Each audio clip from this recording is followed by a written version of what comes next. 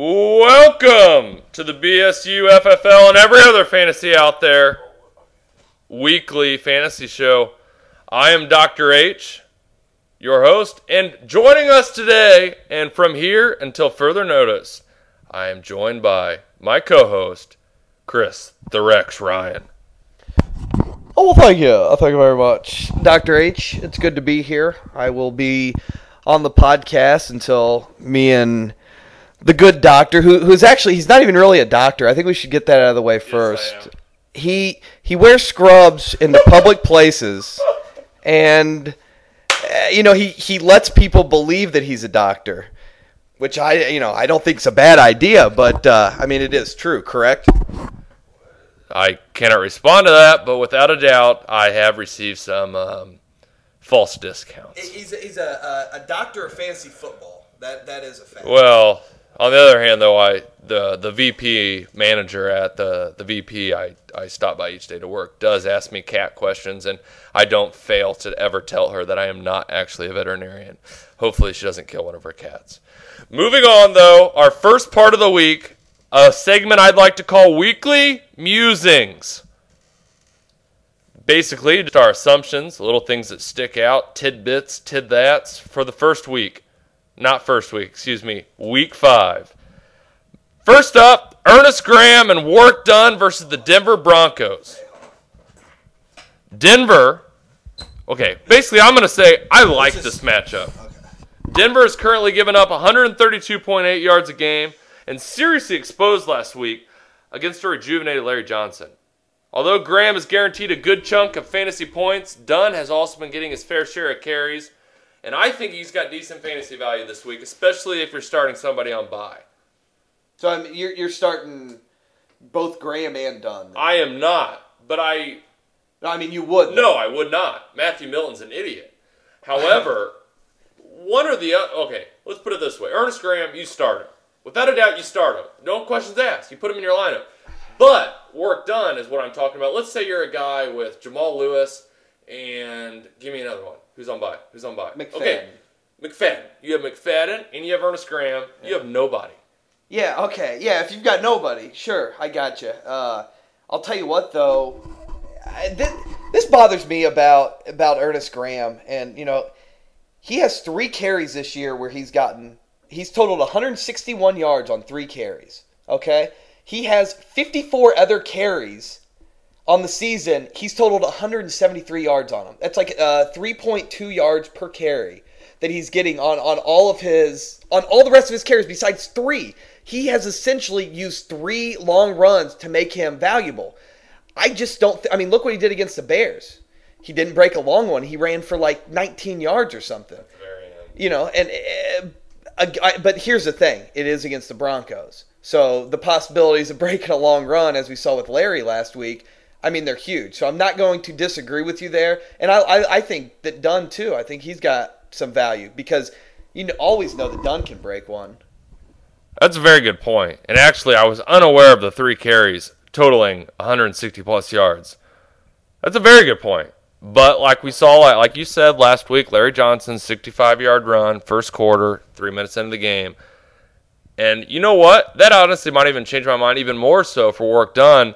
Graham might be shut down a little bit early as far as big playability, but Warrick Dunn getting the ball in the flats, getting short little passes, little dives right, dive left, might be something to look for. No, Dunn has been more effective, on a per carry basis this per season. Touch. Yeah, per touch basis by far. He's getting all those catches Graham used to get last year. Dunn's getting a lot of those now, and he's only got he's getting more touches than I give myself in the shower. Well, come on now. That's a lot of touches. There was this one time when I fell asleep at your house, and I actually kind of stumbled in. I watched you take a shower, and there were more touches than a basketball gets in an NBA game. Just minus the black hands. Yeah. And a butt touch gets in a WNBA game. You know what I mean? I know. Those are all dykes. Exactly. Secondly, we're going to move on to Krell Buckhalter, something that I'm just going to go ahead and say. Obviously, we've heard right now that Westbrook might be playing, most likely playing. But here's what I want to say. If you're fucked, if you have a Michael Robinson, Leon Washington episode like I had last year. Why not?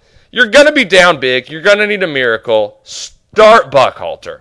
He stepped right in and had more than respectable showing of nearly 90 yards rushing and found the end zone. He's an awesome start this week if Westbrook doesn't play in a point per reception league. Why not, Chris? Why not take a chance? I mean, I guess, yeah. I mean, if you have nothing left, but you keep saying if you have nothing left, start this guy. Well, yeah, I mean, yeah, that makes sense. If you have nothing left, these guys are good starters, but chances are you've got a little something left, and you're kind of debating between these guys. Westbrook has just said that he's going to play. I'm not for sure that he is. You're a Westbrook owner, though. Well, I mean, if you're a Westbrook owner, what time's that game? Is that a 4 o'clock game? No, it's an 8:15. 8:15. Well, if you're a Westbrook owner, then it's easy. If you're a Westbrook owner... No, 4:15 game. 4:15. All right. Let's say you're a Westbrook owner and you have Buckhalter. That's fine. Well, okay, if you're a Westbrook owner and you own Buckhalter, you put Westbrook into the lineup. You wait until the report comes out before the game on who's starting. What, it comes out about an hour before? Let's say they say Buckhalter's limited. No. Let's say they say Buckhalter's, which he is. He's questionable. Who, but excuse me. Westbrook. Let's say Westbrook. That's the pumpkin ales, folks. Let's say Westbrook decides he's going to be a game time decision, which he is, and he starts. What do you do then? Do you still go with Westbrook and ride him like a cowboy into the sunset, or do you? What Westbrook has proven throughout, he's Mr. Game time decision, but when he gets into it, when he actually gets to play, he's the guy. You don't ever bench Westbrook. If he's playing, he's going to be awesome. The thing is, you start Westbrook but you cover your tracks if an hour before game time they say, well, Westbrook's not going or he's not starting. Then you ride with Buckhalter because you're right. Buckhalter will be a good play, if he's the main guy. But if Westbrook's there, I mean, don't sit Buckhalter. You're getting 3 points. Basically, it's it's a decision surrounding ifs. And ifs we don't like to choose, but obviously ifs we do tend to disagree. Next, we're going to be going on to a more sensitive subject than my ass crack after chinchillas. That's an animal, right? I meant chalupas. Okay. Buwelde Moore against Jacksonville. Here's something you're not going to believe, Sexy. In Moore's career, he's actually ran for over 100 yards and nearly half of his 11 career starts in the backfield. Would you believe?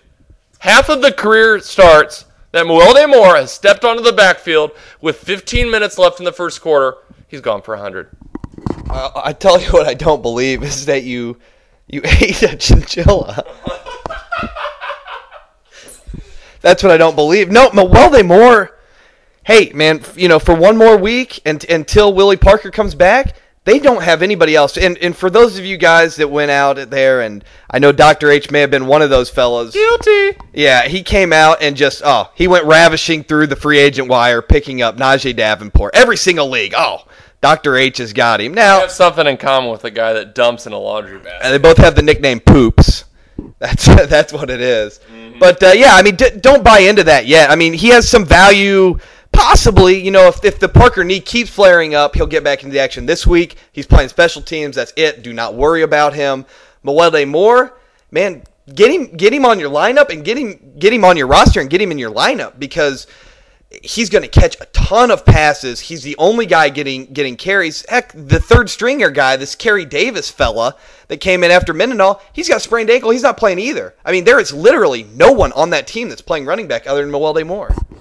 Speaking of Kerry Davis, the last Kerry Davis I ran into was in 8th grade. She had a rather large, pale fupa and horrible mascara. Also a redhead with terrible acne. Well, that's going to do it for our weekly musings. And we're going to pause here for a brief moment of station identification. And when we're back, we've got that great interview I promised you, or actually I forgot to promise you earlier. And we also have a little thing we like to call this or that, true or false. Rex? We'll send it out to break now. Come on, give me funky. We'll see you in a bit, folks.